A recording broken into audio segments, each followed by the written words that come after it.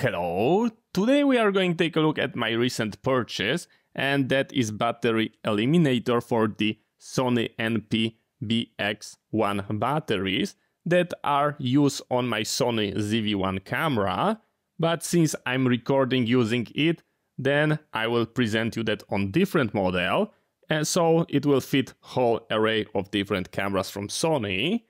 This device convert 5 volt from USB and convert it into 4.2 battery, so it's going to be simulating your internal battery.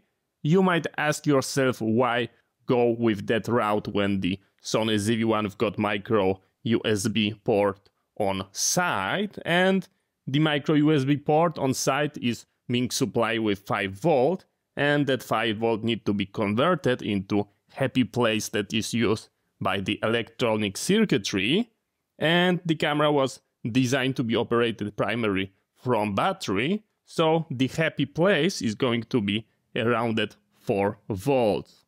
I deeply believe that with use of this device I will be able to extend my record time without overheating my camera. So let's take a look. First of all, you have to be extra careful that you've got model that came with the DC to DC converter, and this is exactly what I purchased. We've got 2 parts. The first one looks like this, and it's going to be accepting regular USB, so we are going to get 5 volts here, and in that body we are going to get DC to DC converter, and any heat from converting 5 volt to 4.2 is going to be dissipated here and not inside your camera. Then we are going to take a look at this beautiful long wire, absolutely great. And we've got this connector that is a little bit similar to the one used on a PS, the portable one. And here is our dummy battery. And inside we've got absolutely nothing. It is just empty shell with the wires connected to the terminals. And of course we are going to try it out before inserting into camera. That adapter is ended up with this female port, and we are going to be joining them together. You have to be extra careful because you can purchase cheaper model that do not have any converter and will be outputting straight 5 volt onto those pins, and most likely you are going to be frying your camera. First, let's make a visual compared to our battery, and it looks like this. So we've got the Sony NP-BX1, and here is our dummy battery. We've got our ports being replicated, our gold pins. Here we've got ability to direct our wire into either side. And let's just make a visual compare. Will it fit and click in place? And as you can see, it clicked absolutely beautiful. It ejected without any problem. Now we are going to be grabbing our battery. This is our V-mount. I've got a USB port here, and I will just plug it in.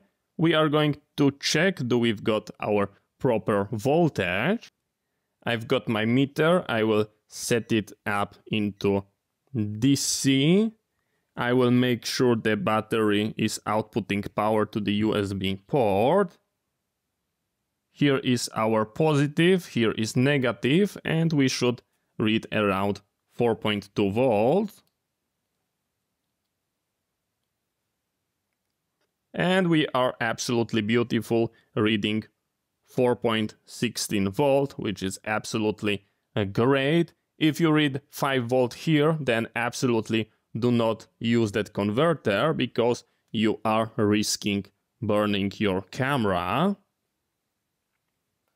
So we are going to insert it, and we are going to try to power it on.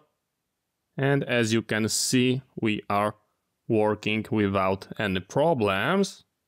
Everything is working, the zoom is working, and we are being powered from that V-mount battery. and we should get almost indefinite record time, just limited with overheating and capacity of our memory card and the battery power, which will basically last for like couple days. Of course, prior to releasing this video, I will make sure that everything is working correctly on my Sony ZV-1, and if I'm going to get any problems, that of course I will update you. So thank you very much for watching. I hope you find that interesting.